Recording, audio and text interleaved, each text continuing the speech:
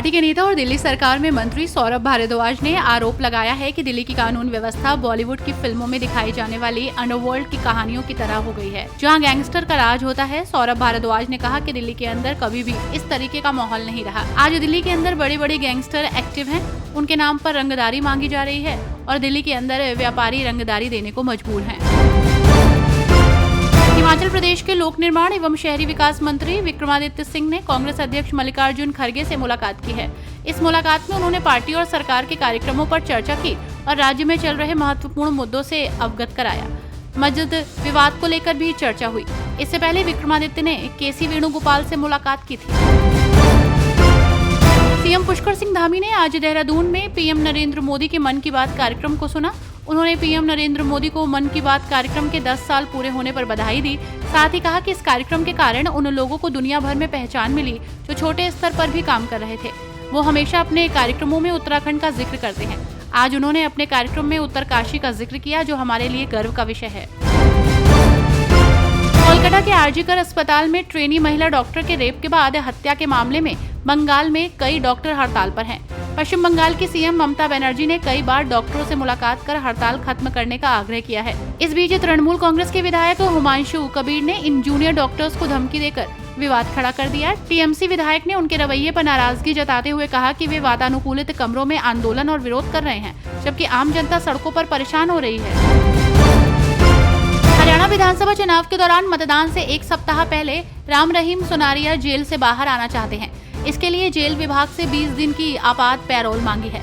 चुनाव आचार संहिता के चलते जेल विभाग ने चुनाव आयोग से अनुमति मांगी है। आयोग ने सरकार को पत्र लिखकर कहा है कि चुनाव के समय पैरोल कितने उचित रहेगी।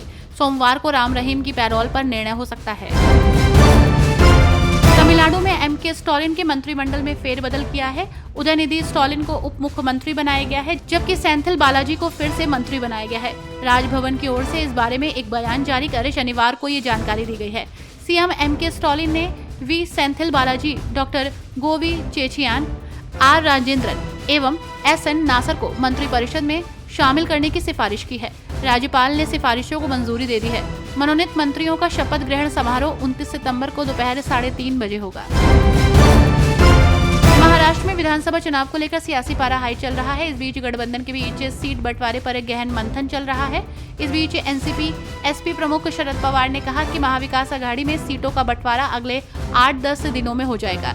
शरद पवार ने ये भी जोर देकर कहा कि विपक्षी गठबंधन को किसी भी कीमत पर सत्ता में आना होगा। शरद पवार की पार्टी छोड़कर अन्य पार्टियों में जाने वाले नेताओं को लेकर उन्होंने कहा कि उनमें कुछ ही लोग चुनाव जीत सकेंगे। हरियाणा चुनाव को लेकर सभी राजनीतिक दल एक्टिव मोड में नजर आ रहे हैं। इस चुनाव को लेकर केजरीवाल भी लगातार चुनाव प्रचार में जुटे हुए हैं। वहीं इस बीच आम आदमी पार्टी के संयोजक अरविंद केजरीवाल ने हरियाणा के कलायत में रैली की और जनता को संबोधित किया। केजरीवाल ने इस दौरान कहा कि अगर ये मुझे जेल से 3-4 महीने पहले छोड़ देते तो हरियाणा में सरकार भी हमारी बनती। जहां जा रहा हूं इतना प्यार मिल रहा है, लेकिन अभी भी इन लोगों ने मुझे 10 दिन पहले छोड़ा है।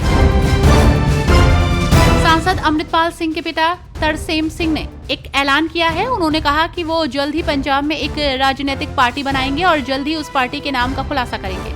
उन्होंने ये भी कहा कि वे एसजीपीसी चुनाव लड़ेंगे। उनके पिता तरसेम सिंह ने कहा कि वो अपनी आवाज को बुलंद करने के लिए एक नई पार्टी बनाएंगे। उन्होंने ये भी कहा कि पंजाब के लोग मौजूदा वक्त में बहुत ही बुरे हालात से गुजर रहे हैं।